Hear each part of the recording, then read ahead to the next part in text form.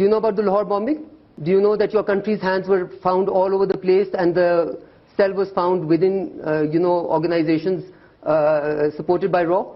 Do you know about this person called Yadav, who's in Pakistani custody and is a declared RAW agent propagating violence and terrorism inside Pakistan, and then you go on the UNSC and want to drum the terrorism drum?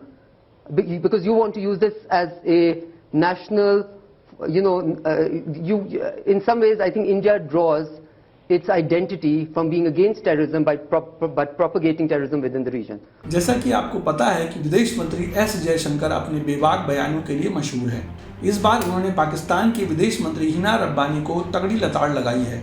दरअसल भारतीय विदेश मंत्री S Jaishankar ने संयुक्त राष्ट्र में आतंकवाद पर पाकिस्तान को जमकर लताड़ लगाई है। पाकिस्तान की विदेश राज्य मंत्री हिना रब्बानी को लताड़ लगाते हुए एस जयशंकर ने कहा कि वो ये ना भूलें कि पाकिस्तान को पूरी दुनिया आतंकवाद के एपी सेंटर के तौर पर देखती है। हिना रब्बानी ने हाल ही में भारत पर आतंकवाद को बढ़ावा देने का आरोप लगाया था, जिसके बाद रब्बानी के आरोपों पर जयशंकर ने मुंहतोड़ जवाब दिया है।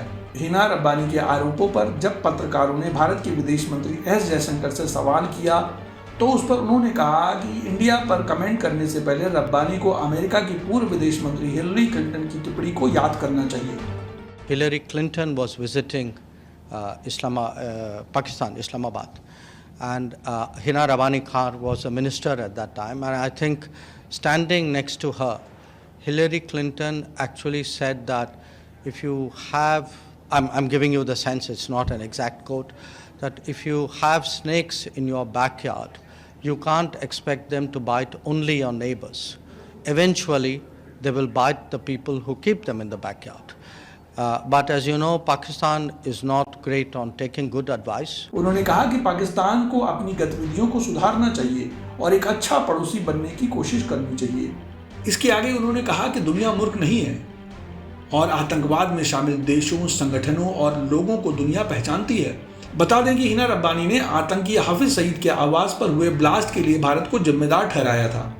उन्होंने कहा था कि भारत ने जिस तरह से आतंकवाद का इस्तेमाल किया है वैसा कोई भी देश नहीं कर सकता है, जिस पर पलटवार करते हुए एस जयशंकर ने रब्बानी को करारा जवाब रसीद किया है। पाकिस्तान और इंडिया के बीच एक मर्तबा फिर एक फेस ऑफ किस्म की सिचुएशन पैदा हुई है और ये फेस ऑफ सिचुएशन क्रिएट हुई है हिना रब्बानी खर जो हमारी स्टेट मिनिस्टर हैं और इंडिया के external affairs minister doctor Jaishankar के बीच। He is just saying something जो कि हर पाकिस्तानी भी कह रहा है कि ये जो बला हमने तैयार की थी तालिबान की, ये अब हमारे गले पड़ गई है। The world today sees them as the epicenter of terrorism.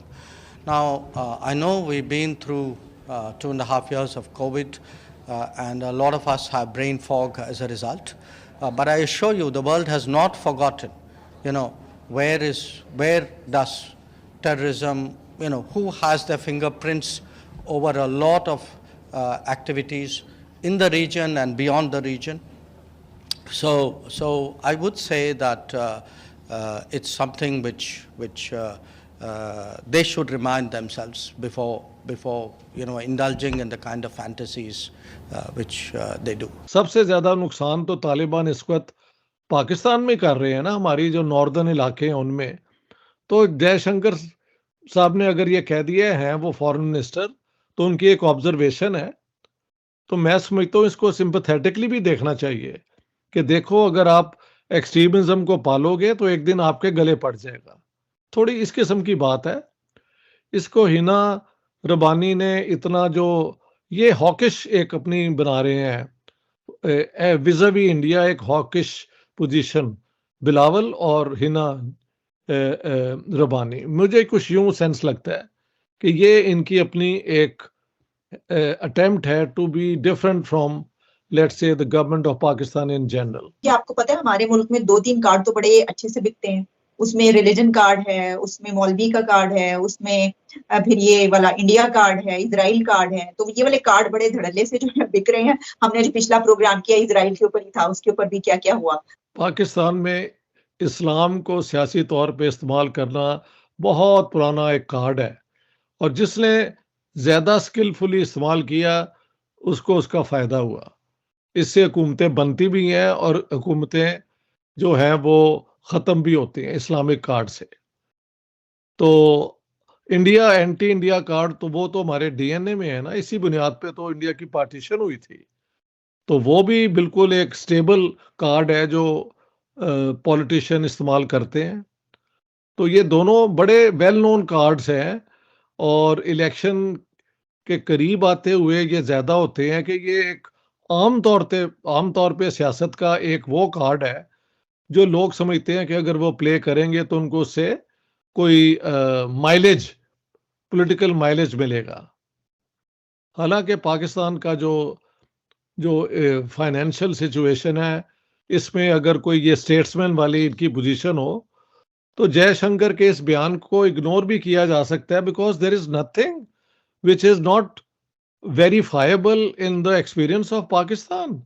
आप और मैं कई दफा इस पे बात कर चुके हैं, पाकिस्तान के हर अखबार में इसका जिक्र हो रहा है कि वहाँ पे तालिबान जो है उनका इन्फ्लुएंस हमारे नॉर्दर्न एरियाज में बढ़ता जा रहा है। हाँ जी, तो जी अगर इंडियन फॉरेन मिनिस्टर ने कह दिया है कि ये पाकिस्तान के लिए नुकसानदेह है तो it's a statement of fact. इसका इतना बुरा मनाने की क्या बात है? इंडिया को पता नहीं कितना ऑब्सेशन है, मैं उनको फॉलो करता हूँ।